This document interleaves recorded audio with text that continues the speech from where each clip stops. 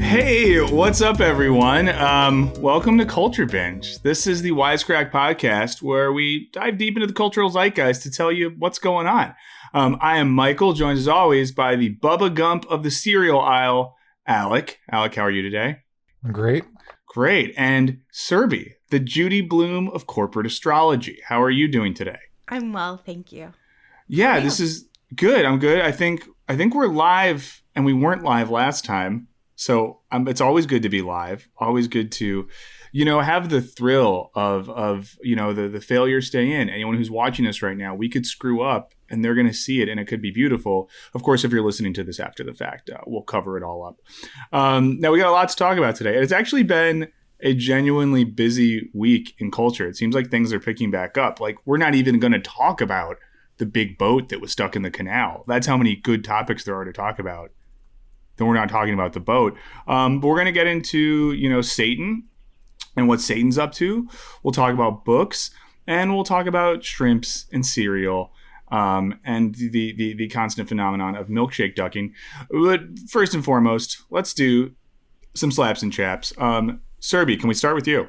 Sure. So what chaps? I'd say the last few weeks have been kind of hard. I've been reflecting a lot on like different experiences in my life, and when you just start to go down this rabbit hole and you remember all the shittier things that have happened. So I'm going through that right now, like just remembering moments of like sexism and racism and all the other isms, and it doesn't feel great. So my mood's been a little bit low. However, what has helped me is watching Good Girls on Netflix. It's super fun. I love Christina Hendricks. Anything she's in, I will watch it. So I'm really enjoying it. If you want to watch a fun show that is quite engaging, check out Good Girls on Netflix. I wish I was sponsored by Netflix. Yeah, Netflix, reach out. Also, Serby, I'm very sorry you're going through that. You should, however, when you think of these experiences, make a list of anyone who ever hurt you. Then we can put that on the Patreon, and Wisecrack patrons then will form an assassin squad. Yeah. It's a new thing we're working on, and they will take care of it. So join our Patreon, especially if you have assassin-based skills. Everything's cool. We pay via dark web money. Alec, slaps and chaps for you. Slaps is I got a vaccine appointment. I don't believe it's real. Yeah. I think they're going to take it away from me. I think they're going to show up and be like, you thought you were eligible? You're not over 30. I'm over 30. But anyway, so that's cool. And then, if you ask them and you do it right, the microchips that go into you can actually turn you into like a cyborg from DC situation. So I'm going to be like extra smart. I'm going to have some like cool abilities after the fact. And what chaps is, I don't know anything about it except White Boy Summer. I don't know what it is, but I hate it. I hate it so much. You didn't order your official White Boy Summer hoodie in like the legit Third Reich font that he picked? I did not know that he did that. This is Chet Hanks, for anyone who knows. The weird son of Tom Hanks, right? You mean Chet Hayes, the hip-hop artist who happens to be related to Tom Hanks? He got there by himself. Yeah. Did you know I saw this on the website twitter.com today? A Flat Tummy Tea influencer did a really important post and let me know that the vaccine's technically not FDA approved. So I'm rethinking a lot of things. I guess emergency authorization is not approval. So just like be careful what you're putting in your body. Before YouTube bans us, that's a joke. Yeah, it's definitely a joke. Get all the vaccines. I would get 4 doses if I could. I would get them all once. Do you know which one you're getting? Moderna. So wow. I'm going to create like a weird gang war with other like Johnson & Johnson people. You're dead to me. Wow. Yeah. Well, that's really exciting. Friend from work, so she has a similar immune system as me. Like we're allergic to everything, and so she got Pfizer on Monday, and she's been vomiting since she got the on vaccine. dose 1. Yeah. Damn. Most people get all froggy at dose 2, but dose 1 sick. That's a bummer. Yeah, it's wild. But you know what? I'd rather be dose sick than to be that type COVID of sick. Yes. COVID sick. Yes. Well, that's very exciting. If you're in New York, that's great. I would just say we're not a public health podcast, but if you can, like if you're eligible where you live, could we just say that we think it's good if you get a vaccine? Can we all agree on that? Is that cool? Yeah, if you're eligible, get the shot get if it. you can. Yeah, because some of us aren't eligible. Some of us are 50 years old, and actually no, I'm 20 years old and really healthy, so I'm last in line. Me and the other guys on the UCLA college swim team have such good health that we're last. Now, before we get into the topics, just a reminder, it would be meaningful to us if you subscribe to this podcast. So even if you are someone that likes to watch the stream on YouTube and be a part of the live experience, which I think is rad, that's what I would want to do too, go subscribe on iTunes or Spotify or Stitcher. Those are the 3 that I'm aware of. And if you do that, give us 5 stars or 5 thumbs up or 5 whatever they have, and then leave a review. And if you leave something fun in the review, we'll read it. We've encouraged you before to tell us, what cocktail we'd be, what work of classic literature, what type of produce. You can come up with something, but just tell us what we would be in a certain category, and we might talk about this again a little bit later. But do that. It'd be meaningful to us. Speaking of things that are meaningful to us, Alec, what's up with Satan this week? Oh, so, Satan's having a great week. I don't know if you know about Satan, but he was like the right hand of God, was pissed about it, and was like, actually, I'm in charge. And then come on, this is Easter week, Alec. This is the bit's going too far. I'm offended. Lil Nas X, Old Town Road guy, put out a song called Montero, Call Me By Your Name. I think Old Town Road is better. That's fine. We're not here to talk about whether or not you like the song. We're here to talk about the Satanic Panic that it caused. I thought, in 2021 we were done. I thought, I was growing up, there was Harry Potter is satanic. There was Dungeons and Dragons is satanic, heavy metal. People are going to start drinking the blood of children. And I thought we were done with that, but apparently we're not. Lil Nas X. So for context, this video starts with the artist kind of like an imagination land where desires can't be suppressed. It's very kind of Adam and Eve. There's a serpent around a tree. He goes maybe up to heaven, but then gets cast down to hell and bottoms for Satan, which is cool. People are not happy about it. Here's from a Complex article, also talking about WAP, which I believe stands for wet ass P word. Both WAP and Montero were also. I thought he was going to say it. Everyone. I thought he was going to say it. I got So real did I. excited. I was like, what? Are we that kind of podcast now? This is from Complex. Both WAP and Montero were also criticized on the grounds that they corrupted children. Last night, joiner Lucas saluted Nas X for the video, quote, creating viral moments, making people talk, and creating content he already knew he was going to react to, end quote. He called it a formula guaranteed to work, but then tweeted a sentiment that essentially stated Lil Nas X should be cognizant of kids in his creative process because children liked Old Town Road and subscribed to him on YouTube. Nas X succinctly replied, I literally sing about lean. That's codeine-infused drink for people unaware. Lean and adultery in Old Town Road. You decide to let your children listen, blame yourself. I really like Lil Nas X just dunking on people. I think more than his music, that's kind of what I like most about him. Yeah, he did some elite posting this week, just elite level posting. We're gonna get into some. Sorry. It is later in that Complex article. There were several politicians who used WAP as low-hanging fruit to portray themselves as morally upright figures last election season. Just a couple days after Montero, Nas X announced Satan Sneakers, a limited edition rendering of the Air Max 97s with reference to the Bible verse Luke 10:18, which says, he replied, I saw Satan fall like lightning from heaven. South Dakota Governor Kristi Noem came out against the shoes on Twitter, blustering, our kids are being told that this kind of product is not only okay, it's exclusive, but you know what's more exclusive? Their God-given eternal soul. Wait, is that what the governor actually said, or is that you adding a riff on the end? Wow. No, that's what an actual politician said. Things escalated in a variety of ways. The Kent State gun girl who got famous for carrying around guns was mad, at which point Lil Nas X threatened to fuck her dad. It was a whole thing. But yeah, I mean, first things first, what do you all think? I think there's a significant amount of drama about shoes and a song when I don't really see the big deal. Like it's just a pair of shoes and it's just a song. Yeah. Yeah, like the thing too is the one bummer is no one's really talking about the song and if it's good or not. It's more about this viral moment, which is fine. I get that, like, that's a part of it. But yeah, it's just like, who cares? When I was a kid, well, let me age myself here. I mean, like, Marilyn Manson did tons of crazy shit and was on MTV all the time and was a huge part of culture. Like, tons of music that happened to be created by people that don't look like Lil Nas X in the 90s dealt with like satanic and dark and occult themes. So it's like, whatever. That's always been a part of culture. And even in like the medieval and Renaissance eras, there was art that represented this type of stuff. So it's not like the dude invented Satan.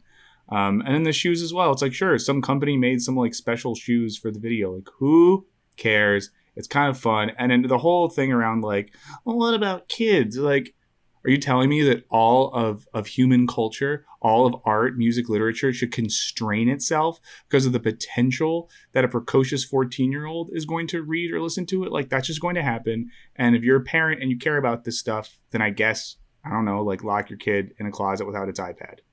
Also, if some 14-year-old is like, when I grow up, I want to fuck Satan, like, I see no harm in that. You know, like, what You're is not Satan going to. It's not like my kid says, like, I want to grow up and, like, fuck Tom Brady. And I'm like, okay, Tom Brady is a person who exists. Maybe you're going to have sex with Tom Brady one day.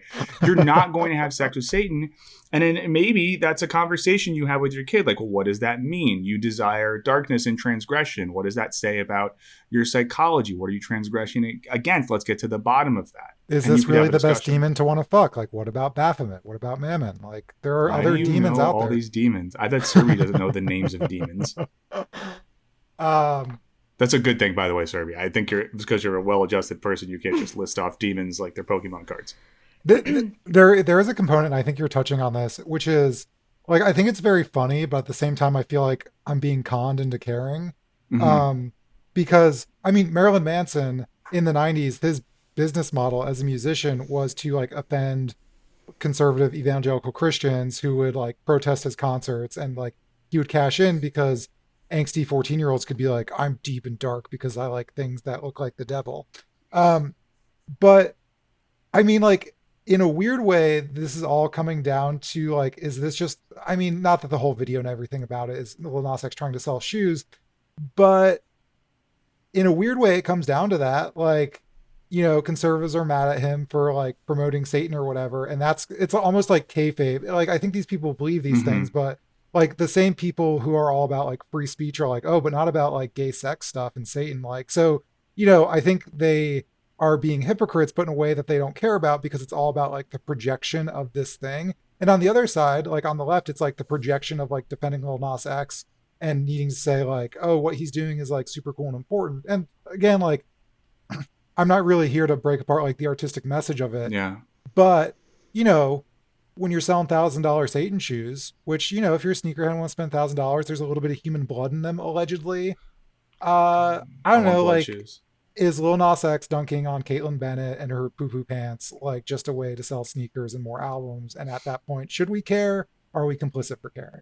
Yeah. Well, one thing, too, we should note is that when he put the video out, he posted on his Twitter, like, a note to himself that was to his child self, basically saying, like, hey, you're confused. You feel bad about, like, your desires or sexuality or whatever. You shouldn't. That's awesome. You're beautiful. And that fucking rules. Yeah. And that's so important for, like, young people to see that message. And I think that's something, like, and we brought up Marilyn Manson. Let's just make it clear too. Lil Nas X seems like a cool guy. Marilyn Manson, total piece of shit. We're not saying that he's good, because Marilyn Manson's message wasn't, like, affirming, like, queer kids that felt alienated. So I think the fact that Lil Nas X is doing that is just objectively good and cool and a great part of this. Marilyn Manson would do things like war is bad and, like, your politicians are lying to you. I mean, I'm not defending rape young women. Yeah, no. He's a bad man. Yeah, but he said it in, like, a vapid, meaningless way. Yeah. Also, did you guys know that Marilyn Manson was actually Paul from the Wonder Years, but grown up? Google it. Not true. That's what people said when I was young. Also, by saying the Wonder Years, most of you just said, what is that? Now you're going to look it up. You're going to see what year it came out. You're going to say, is Michael 50? But what you were just saying, Alec, reminded me too of, there's one of my favorite lines from Soren Kierkegaard, philosophy bro from Denmark. He talks about this thing in his culture where he's like, people used to relate to ideas with thought and passion. Now everything is advertising and publicity. And I do think that is my cynical take on this whole thing, that, like, there's a good message attached to it, but how much of the rollout of the song and video is about an attempt at art and how much about it is just advertising and publicity and riling up, social media fuel or social media energy without an artistic product at the center of it. And maybe me saying product was indicative of the problem here. That has something to say. And I don't know, but I just think that's maybe an interesting meta question. Both can be true, right? Like, yeah, Lil Nas X is certainly doing making artistic choices, standing for certain things, putting certain things in his art. But also I think he could be like, but also I know this is going to create a shitstorm if I like twerk on the devil. So I'm going to do that. And sometimes like provocation is the point, and that's fine. But there's a tension there that I think is interesting. Yeah. I'm always really frustrated when something will come out and you have all of these people who say things like, well, what about kids? And this is bad for children. And what are we teaching our kids? You're teaching your kids what you want to teach them. So it's a parent's responsibility. If your kid is exposed to something you don't want them exposed to, then you need to be the one to have a conversation with your child. That's what my mom did with me when like Marilyn Manson was on MTV. She'd be like, let's discuss this. Let's talk about what he's wearing. Let's talk about what he's saying. How do you feel? Do you have any questions? She wouldn't just assume, great, she's going to join a satanic cult now because she was exposed to Marilyn Manson. Yeah. And I think there's like this big burden that's placed on like people other than a family unit. Yeah. It's also funny, like a lot of, there was this panic in the 90s about music. There's always been a panic about corrupting things. And I think we lose sight of the like historical nature. But in the moment that like Tipper Gore was freaking out about like rap music, like I was in the car on the radio listening to Afternoon Delight, which is about fucking during the afternoon. And like on one end, it's just like kids don't, I think like a kid seeing Lil Nas X dancing on the devil probably doesn't understand most of the context in the same way I didn't understand Afternoon Delight was about fucking, in the same way that like a parent of mine got really upset that I was listening to the band Orgy. I literally did not know what the word orgy meant until he got mad about it. And so it's all stupid. Yeah. Yeah. I just think I think you're right. And I think that if it was true that music was going to ruin the youth, it would have happened because every generation has something like this. We have to remember that like they wouldn't show Elvis dancing on TV because it was too sexual and provocative, and society didn't collapse in the late 50s, early 60s. The same thing happened with like the hippie era, and all the Woodstock people grew up to become like investment bankers. So who like live in Connecticut. No offense, shouts to Connecticut, but like, yeah, I know I just said it because some people that are part of the Wisecrack team have Connecticut roots. But yeah, I don't know. This keeps happening. It's kind of dumb, and I think we're at a point where I would have hoped that like the culture wars would have mellowed out, and they've just gotten worse and more stratified. But whatever, because the people that are mad at Lil Nas X probably listen to really bad music. Like they probably are not experiencing like cool art. Like they're going on Pure Flix. They're listening to like cassette tapes of Amy Grant from 1998. Are they listening to Chet Hanks? No, Chet Hayes is for the people, but I've never listened to a Chet Hayes song, and I won't because I want to like let myself believe that it's good. But we're not talking about White Boy Summer right now, so I don't want to ruin the Lil Nas X conversation and dilute it with Chet Hayes. But I don't know. And the thing is too is like this is all going to blow over in 2 days. So I think the interesting thing will be, I don't know, maybe this is me getting off topic a little bit. I'm just curious to see what happens with Lil Nas X as a musician, right? He had this huge song, Old Town Road. His next single is called Panini. And while I love a heated pressed sandwich, that one didn't really do numbers. I'm curious to see what this one does. Curious to see if this dude has something to say. He's very young, pretty creative, is down with trying weird shit. So I think if anything, like it'll be cool to see what this guy does next. And he's handling it very well, all things considered. By trolling his critics, and I think being confident that he has something to say and has every right to say it, which I think is great. Yeah. Totally. So, yeah. Serby, are you going to immediately get off this podcast and blast Lil Nas X during your next work meeting? Yeah, I've never heard anything he's done, so I'm going to check it out. Charming. I feel like you've heard Old Town Road, but maybe you haven't, and it's catchy. Sounds familiar. Is it sort of like a country song as well? Yeah, and they put Billy Ray Cyrus in it to put it on the country charts because people are like, this isn't country music because the person's not white, being racist. Yeah. Yeah. Also, country music is so crazy because, and let me say this, so if there's any country heads who listen to this, I really like a lot of like more traditional country. And by that, I just mean like good songwriting. And I don't mean like old crazy white guys. One of my favorite country artists is Margot Price, who's like a badass, cool, edgy feminist woman. But I was watching the Grammys and they did all the country performances. All it is pop music sung by mostly white people who just aren't that good at singing and couldn't sing like R&B music well. Like the song structure is just pop music. There's nothing about it that makes it discernibly country. And then sometimes they even do like cadences that are cribbed from like rap and R&B music. So it's sort of just like, are you just afraid to make pop or R&B music so you say it's country and there's like a steel guitar like twang every 6 bars? I don't know. Not for me. All right, there it is. But hey, everyone. shout off in the comments. And everyone, watch that video. Let us know what you think. Very curious to talk with you about Satan. Now, Satan, we know of because of the Bible. The Bible is a book. Books have been known to change lives. Serby, I feel like you wanted to take some time to get us back to the importance of literature and its life-changing impact. Am I wrong? And if no, the floor is yours. That was a really slick transition. I appreciate it. That's what I do. So I've been thinking a lot about books because, so as I mentioned earlier, I've been thinking a lot about my life. And growing up, I often felt like an outsider. I grew up in an area where there weren't a lot of people that looked like me or had a similar culture. Like, for an example, when I would say I'm Indian, people would ask what tribe I'm from. And on top of that, I was also just really outspoken as a kid. I had an opinion about everything and I wanted to share it with everyone. So I always felt like I didn't quite fit in. I looked different, I sounded different, and I wasn't better or worse than anyone. I just was different. So to escape, I read a lot and I would develop really strong attachments to the characters in books, and I would laugh and cry and I would feel everything so strongly. And I still do, even now. If a character dies in a book, I'll feel like I'm in mourning. If something great happens, then I'll want to celebrate. And I think a lot of my personality developed as a result of the books that I read as a kid. And I wear my heart on my sleeve, and I think it's in large part to literature. And recently, Beverly Cleary died. And for those of you who don't know, she was a novelist who created the wonderful character Ramona Quimby.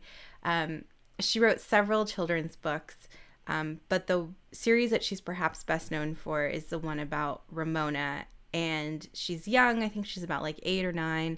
And it's about her life. And some of these books are called Beezus and Ramona, Ramona the Pest, and Ramona the Brave.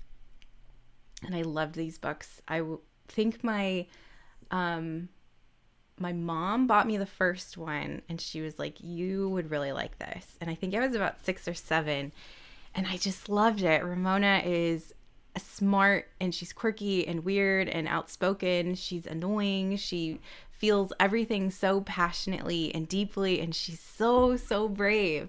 And I learned a lot from her as a young girl. And I've been reading a lot of articles about Beverly Cleary and about Ramona. And this excerpt from Allison Hope's article perfectly captures my feelings. She writes, Ramona is there for all of us pests who speak up in meetings even when the men interrupt to talk over us. For us pests who show up unabashedly sporting our soccer shirts and our short hair and our big personalities and our we don't take crap from anyone attitude. Thanks to Beverly Cleary, Ramona Quimby will still be there to fuel the spirits of future female presidents and CEOs, rock stars, and scientists. She'll keep guiding us with that little voice Cleary helped create in our psyches, telling us we can do it. And there's so much power in words and in literature, and it shapes our perspectives, and it can help determine how we react to the world around us. And other books that have helped me are The Boxcar Children I learned about caring for the people you love. Harry Potter, I learned to be brave. Anne of Green Gables, I learned about awkwardness, social awkwardness, and it's okay to not be the prettiest person in the room. And intelligence is beautiful. I learned about having the courage to try from the Phantom Tollbooth. And from Hatchet, I learned that sometimes you're alone and afraid and angry, and the only person you can count on is yourself. And I feel like there are times throughout my life when I will revisit books to remind myself of these lessons. For example, I've been going through like really challenging things at work recently, and I go back to Hatchet because at the end of the day, it's me. Like, I have to be the one to figure out an action plan. I have to be the one who's solution focused. So I know like it's like a book on the surface, and it's a children's book nonetheless, but still there are lessons to be learned. So I'm curious what books you have or what authors you followed throughout your lives that have meant something to you and have impacted your careers or your perspectives or shaped your personalities. Do it, Alec. Oh, okay. I feel like, especially in the fiction department, probably outread outread by Serby. But Same. one book that I have gone back to and read a few times is Life on the Mississippi by Mark Twain. I read it a long time ago. I wasn't always into reading as a kid. Like I read a few books, but I think there was like a particular moment when I was like 16 or 17 where I just started reading a ton. And I think I read it like in that 2-year span. But anyway, it's semi-fictional about Mark Twain's experience as a riverboat captain on the Mississippi River. And what I found was really interesting, and I think kind of like opened new doors for me, like as a reader and as a person, is like on paper it's the most boring thing ever, right? Like, do I want to read like a 600-page book or 400-page book on a guy like floating a boat up and down a river? Like, no, but like it's all of the sort of tangents and adventures it goes on, like as he meets people, as he goes on shore, as he hears stories from other people, and just this kind of like incredible snapshot, I think, of American life at that time. And I think it's really given me, I think, better perspective on sort of like learning and sort of appreciating the world around you, and even sort of like his love of the Mississippi River, which is a weird thing to love. In prior to this, you're like, oh, like I get it, and I think that kind of informs how I think about a lot of things. I could also probably name a bunch of philosophy books that are boring. I don't think philosophy books are boring. It's actually this book called "On the Matter of Philosophy." Stop it! By this guy Michael shut O'Neill up. Burns. You shut your mouth. No, those are good, and also too, Serby, just incredible list you had there. I think everyone should just hopefully if you're listening, rewind it, like hit that button that goes back 30 seconds, like 4 to 5 times, and then just write down everything Serby said. I am, demographically, Alec, we're just showing our homogeny here because Mark Twain was also important to me as a young person. But I think for me, like the thing I liked about Mark Twain, and like the greatest hits like Sawyer and Finn, are that like he gets at the idea that it's okay to maybe be like a little bit alienated, weird, out of it, curious, reckless in a way that makes you feel at odds with your family, your classmates, or your friends, but that's okay. And I know that was something I really connected with. I think I kind of had my first moment where books helped me a lot or like changed my life in my college years. Because not to be like too real, but like Serby said some real stuff, so I'm allowed to as well. I didn't grow up in an environment where things like mental health were spoken about openly, or where that was even like a thing. So I think for years and years, I was like suffering from different forms of like anxiety and depression, but just didn't know what that was and just felt like bad about myself, or like I was weird or there was something wrong with me. And there were some books I read in like my college years and right after college really helped me a lot. One was a novel by an author named Benjamin Kunkel, who mostly just writes about like Marxist economics now, but his first book was a novel called Indecision. which I don't know, I liked a lot, and had a character who was a little neurotic and was reading philosophy and didn't know what to do with his life. Also had a sexual fixation on his sister, which I did not relate to, but that was in the book as well. But something that made me like, I don't know, feel a little like seen and felt like it was okay. And that we can be in a weird spot, not know what's going on with our life. And then there was a series of books that I read right after college by an author named Lars Eier, who I like a lot. You should all read his books. But his first 3 books are a trilogy called the Spurious Trilogy. It's Spurious, Dogma, and Exodus. And they're 3 short books that are kind of like Beckett vibes, that are 2 functionally alcoholic philosophers at the odds of British culture, trying to find meaning in the world, and failing, and kind of like dealing with the impending doom of reality while everyone around them acts like everything's okay. And I found those like comforting. So I think for me, like books where characters have been like depressed or anxious or have even been like dealing with apocalyptic themes have made me feel comforted, because it's a reminder that like that's real. People can feel those things. And I will just say, Alex didn't want to talk about philosophy. I will say there's a philosophy book that did change my life a lot, by a philosopher named Adrian Johnston. If you like philosophy, I think he's one of the most important, like currently working writing philosophers. And he has this book called Zizek's Ontology. Now you hear that and you're Sounds like, like oh, a banger. yeah, you're like, oh, a book about Slavoj Žižek by another white guy that probably has a beard. I don't think he has a beard, but it's not. I think it was named that for marketing stuff. It's mostly about his own shit, but I remember reading it on a train ride and things clicking, like a moment where a lot of philosophical ideas clicked, and it gave me a lot of focus, and it's what got me to the point where I wrote like my dissertation and eventually my book.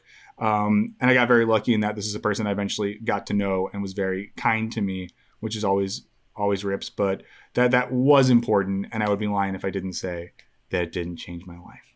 Oh, It feels like so what you said about having anxiety and depression. So I also have anxiety and depression. And I slip in and out of them throughout my life since I was young. And it almost feels like literature is a form of therapy, because I find myself drawn to characters who are going through similar things, and seeing how they move through these challenges or handle certain events. I feel like I learn from that, even if it's not just a book. Like, I mean, this is like super lame, but like, so I've mentioned on the podcast before, my boyfriend and I broke up last year. And watching Schitt's Creek, I don't want to like give away anything, but there's a storyline in Schitt's Creek that feels not very similar, but there's like there are some similarities. And watching it unfold, I remember just sobbing and was like, oh gosh, I wasn't prepared for this. My boyfriend and I just broke up a month ago. But seeing how that character moved forward with that, and then seeing how another character, how there could have been a similar situation, but they worked it out. I think seeing those 2 things happen, it helped me cope with what I was going through. So in a lot of ways, books are the cheapest form of therapy. And it's nice to hear that Burns, you've also had experiences where you've sort of thought you were weird or different, and then you found some sort of escape or help in books. Yeah, it was good until I started working at a company where I had a boss whose name is Alec that just messaged me every day and says, you're weird, you're different, at a constant clip. But no, you're absolutely right. And I do think there's something like therapeutic about literature. This has been, written about by lots of folks much smarter than I, but I think there is something like even about the mechanism of, encountering a book, seeing yourself and other characters, and getting engaged in that process of like experiencing an empathy for characters or feeling even seen by characters in a book, I think is really important. I think that, and to be clear, I love TV and movies. This is not a diss on TV and movies. I'm not one of those guys, but there is something active about reading that I think often we don't have when we're watching moving images that can often have more of a pacifying experience, which is fine. And I just don't think you can replicate that, the active experience of reading. I think it does something to your brain that a lot of other methods of culture consumption do not. Mm-hmm. Perfect. Yeah. Any final thoughts on the book thing? Let us know what books Ooh. you've read. Please do. Helped you. I will say the last 2 novels I read, I liked a lot. One was Fake Accounts by Lauren Euler, which I mentioned, I think, a few episodes ago, and someone wrote and said they read it and liked it.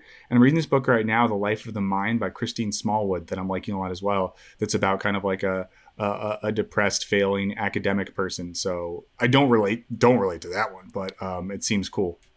Throw your books in the chat instead of saying weird things like legalize crack. Have no idea what that has to do with this conversation. A lot of weird stuff happening in the chat. That's all I mean, I would say the legalization of crack would probably be an overall beneficial thing to society. Not in that people could do crack, but just that crack wouldn't be policed in such a This wasn't way. a statement about drug legalization. It just seems like there's a lot of weird things happening in the chat right now. Well, hey, stay weird, chat. Wild, and I love them. Yeah. Also, I'm gonna say this now so that no one calls us out for this later. I didn't do a slap in a chap today. I set you both up and then I just kept it moving, and I just realized that. So I just want to say that so no one writes us and says something like, "Wow, Burns is losing his fucking mind. He didn't even do a slap in a chap." I just want everyone to know that. That's all. If I had to say what they were, I don't know. It probably would have been that.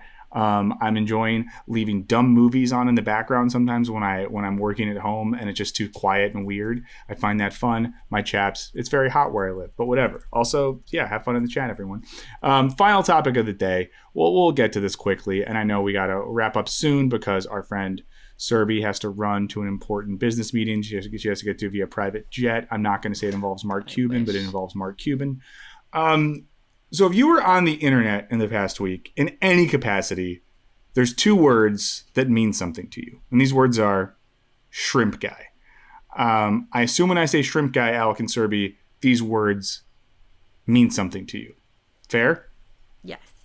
Okay. Yes. And I assume they mean something not good. They might have at one point brought joy to your heart. They might have seemed like they were introducing some wonder into the world, but they quickly turned on you. And now when we hear the word shrimp guy, most of us think hard pass. So we'll get into the shrimp guy saga. For anyone who didn't track with this, and if you didn't, that's amazing. Like if you don't know what shrimp guy is, I'm envious of you. There's a few articles. There's one on Vox that we're going to link to in the description that could catch you up on all this. But here's the TLDR. A guy named Jensen Karp, who is a retired white rapper, a quote-unquote comedian and podcaster, and the husband of Danielle Fishel, who played Topanga on Boy Meets World. Oh. There's a lot of layers to this guy's life. Tweeted about a week ago pictures of what were supposedly shrimp tails he found in Cinnamon Toast Crunch that he purchased from Costco. And like an angry suburban white man, started tweeting about it, and then started tweeting at General Mills. Eventually was posting direct messages he had between himself and General Mills' social media person. He treated them very kindly. Oh, wait, no, he was a total asshole.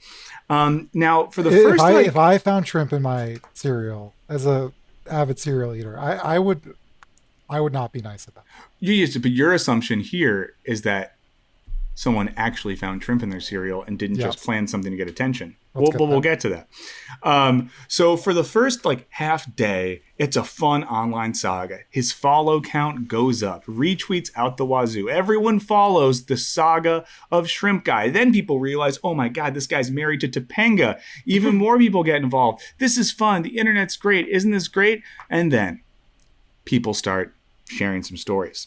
And there's a few levels here. So first, people started coming out and saying, you know what, I actually used to work with this guy. And he sucks.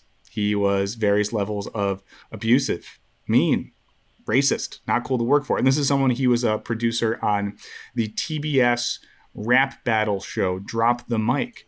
And you can find these threads online. One is by a comedian and writer, Brittany Nichols, who shared some thoughts about what it was like to work for him. Not good. So that starts coming out. So it's like, oh, maybe this guy sucks a little bit. Then it starts coming out that he's stolen multiple ideas, including the podcast that's on the main picture on his Twitter. It's a podcast about Cameo. Stole the podcast idea, the graphics, and he's stolen a bunch of other things over the years. So if you just get into this, Jack Allison has written about this online before. This is a guy who's notorious for stealing ideas, which is a very bad look. So that sucks. Then most damningly, Multiple women who work in comedy and television in Los Angeles have accused him of various levels of harassment, emotional abuse, verbal abuse, to the level of him telling, a woman he was dating that she should kill herself. And, a lot of people came out with these stories.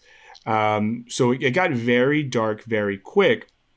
And I will say, I hate to pull this, but, I think for folks that are based in Los Angeles and are adjacent to the industries that this guy works in, it's long been an open secret that he sucks and is a bad dude and not cool at all. And especially anyone that rises to fame by being a white rapper who then immediately abandons the genre of rap music to try to transition into a marketing and comedy career. I don't fucking trust you.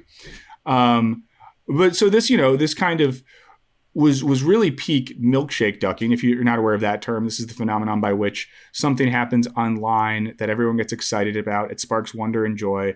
And soon we learn that the thing we liked was actually bad. So, anytime someone goes viral and we find out that they had a tweet from 3 years ago that was actually, I think 9/11 and the Holocaust were good. And we're oh no. Alec, go ahead. It's just based off of a satirical tweet that's introducing the latest sensation, Milkshake Duck. Mm-hmm. We're sorry to inform you that Milkshake Duck is racist. Yes, and Milkshake Duck is racist. And I saw one tweet today or last night where someone just pointed out that wow, this guy really blew up his whole life for 18 hours of viral attention. So, and I do think in the whole milkshake ducking phenomenon, this one to me was just it was very fast. The cycle happened in 24 hours. And I will say this, I 1,000,000% believe that this was bullshit, that this person did not find shrimp tails in their cereal, and that somehow this was a ploy to get attention on the internet, because by all accounts, this person is very bad. Now, I'll read one quote. This is from the Vox article. And this quote is especially disturbing considering a few of the women. And then these women all did public Twitter threads about this. You can find them. It's their stories to tell. One of these women said in particular that he gaslit her in really horrible ways, so sort of telling her feelings and her ideas were wrong. Then he said this when asked by Vox. He said, this is what he said about General Mills cereal. All you have to do is say, this is such a bummer. We're going to look into it. We're going to recall the ones from your Costco. It's such an easy PR thing to do.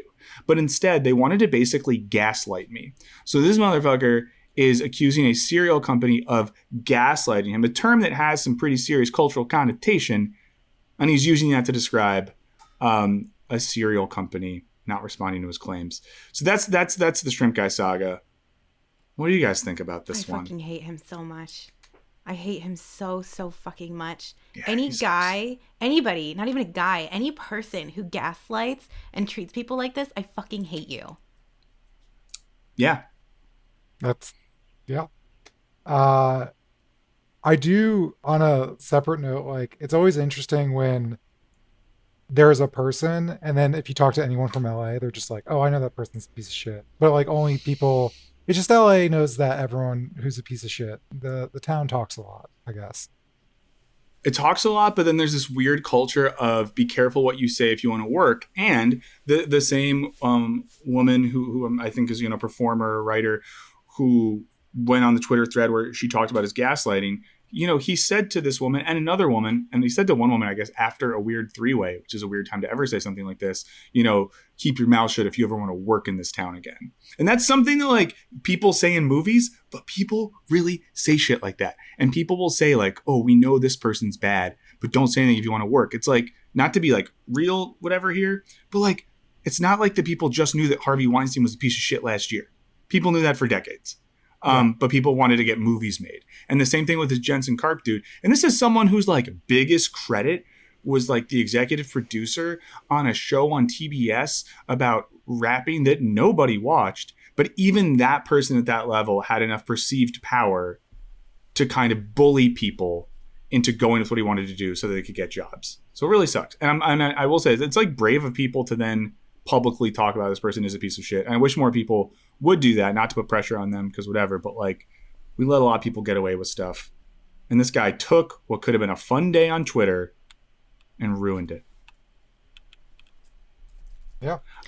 Yeah. Serby, do you, I know that, has Topanga said anything? I think Topanga has been silent. Mm-hmm. It's a weird one because I don't want to, like, I guess it's not her fault that her husband sucks, but it's also like everyone knows he sucks. So, like, do better, Topanga. You had a lot of options in Boy Maybe Meets World. Topanga's the victim. Maybe this I will know, be she- Topanga's way she- to get out. You know what? I hope she does, because I'm sure Danielle Fishel seems like a nice person. Her performance as Topanga was informative for a lot of people. And this guy just sucks so bad. I hope that she leaves him. I hope that no one wants to work with him ever again. And I hope that he ends up having to work at General Mills sorting the cereal off the conveyor belt until he collapses in the factory and is never heard from again. Was that too much? Not really. I Okay. don't think it was strong enough. Can we talk for a second about how good Cinnamon Toast Crunch is?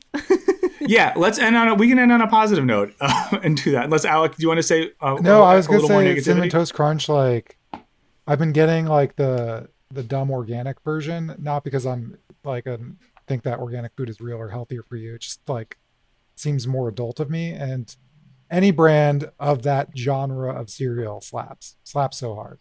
I found no shrimp Yeah, tails. There's a bagel place that I order bagels from. If you're in Los Angeles, look up Gross Bagels on Instagram. It's these two dudes. They make bagels and deliver them to your house. They rule. But they had a special bagel for a couple weeks that was a Cinnamon Toast Crunch bagel. Ooh. And it like had all those flavors on it and would get delivered fresh. Oh my God. I haven't had the cereal in a while, but the bagel flavor was incredible. I wish they'd make a gluten-free version of it so I could eat it again. I don't General think. Mills. Oh, Yep. General Mills doesn't make gluten-free stuff? I don't know. Last I checked, it wasn't gluten-free. Cheerios are gluten-free now. Yeah. Rice Krispies, I think. Yeah. Oh, can I say this as well? The thing I'm really looking forward to is when it comes out, this is all fake. I hope they sue the shit out of this guy. And also, the fact that you don't think about that you don't think to yourself, I'm going to start this Twitter thing, and I'm just like some dude. This is one of the biggest food companies in the country. Can you imagine how many millions of dollars a week go to their legal team? And you're going to come at them? And not that that's like good, corporations are bad, et cetera, et cetera. But in this case, I want to see the corporation just ruin his life. Agreed. Not Danielle Fishel, though. We want her to get good money in the divorce settlement and then his life to be ruined. Yeah. So that's that guy. And you can let us know if there's other notable milkshake duck people that you're interested in. And if there's cereals you like. And the most important thing here is like, let's just make Twitter weird again and make it fun and not about these weird PR ploys that show that people are terrible. Also, it shows how much people are obsessed with attention, that when they know they're pieces of shit, they're willing to put themselves out there like that. Just crazy. I'm afraid to say things, and I'm a relatively good person. So let's start taking the train into the station here. Serby's got to go. Serby's got to go, so we'll quickly hit this up. Bye, Serby. We'll see you soon. Alec and I will get the train all the way into the station. Choo choo. So we won't do a full-on voicemail mailbag this time, but what we do want to do, we've said we want you to, and I will say the thing in a second. We said we want you to review the podcast, so we're going to look at a review. But of course, for future weeks, call us. Email us. We want to hear about your thoughts on Lil Nas X and Satan. Tell us what books are meaningful to you. And what are your thoughts on Shrimp Guy and the milkshake duck phenomenon in general? You can call us at 213-534-8807. That is 213-534-8807. I just realized that's one of the only numbers I have memorized now. And if I end up getting arrested, there's going to be a message from me on the Wisecrack line Hey, that says, Alec, please bail I've me been out. arrested, and can you Google a lawyer for me? I honestly, this is my one call. Yeah, it'll be like, Burns isn't hosting this week. We haven't heard from him. Well, let's check the voicemails. It's like, I've been here for 5 weeks. Please help. But you can call that number or email us at culturebinge@wisecrack.co. Please do those things. We love to read your emails and listen to your voicemails. As always, even if we don't get to all of them, we read all of them. We like all of them, unless they're mean. But like, you wouldn't expect us to like it if it was mean. But almost no one writes mean stuff because you all rule. But for the time being, we have a review, I think, on iTunes of the podcast. That I think Alec is going to read for us. Oh, I'm going to read it. Oh, geez. Oh, I can do it too. No, I'll do it then. It's fine. Wow, Alex, someone asked you to do something and you just freak out a little bit. I thought you said you were going to read it. I'm doing it right now. Okay, so this is from Tomcat Choirmaster. The review is titled Love and Happiness. Tomcat says, Wisecrack's Culture Binge podcast changed my life forever, and it could change yours too. After just 3 episodes, I joined a CrossFit gym, found God, and learned to read Old Slavonic. After a whole season, I started receiving acceptance letters from graduate schools I hadn't even applied to. The mayor gave me the key to the city. Because of Culture Binge, I found love in a lonely world, established an enduring inner peace, and achieved fully realized selfhood. If you're looking for the keys to the kingdom, everlasting youth, and eternal joy, well, then look no further, friend. Thank you, Wisecrack crew. P.S. And this is what we really love to see. If the Culture Binge crew were Criterion films, Michael would be Withnail and I. Love it. Serby would be Rushmore. Wow. Alec, and this is great, would be the discreet charm of the bourgeoisie. Haven't seen it. Want to watch it now. All of those are great films. Withnail and I is about two British drunks wandering into the countryside trying to find meaning in a lonely world. It's actually the books that I mentioned earlier that are meaningful to me. Reviewers said they were like Withnail for I and I. Serby, second is Rushmore, second Wes Anderson film. Kind of cool, quirky, smart, fun. It's about a child competing for the romantic interest of a teacher with Bill Murray. Most definitely. Yeah. And everyone knows that Serby has competed for romantic partners with Bill Murray multiple times. She's not here, so we can talk about it now. Bill Murray is Serby's nemesis. And the discreet charm of the bourgeoisie, I'm forgetting the director's name right now, but he's a Spanish director that made a lot of films in France.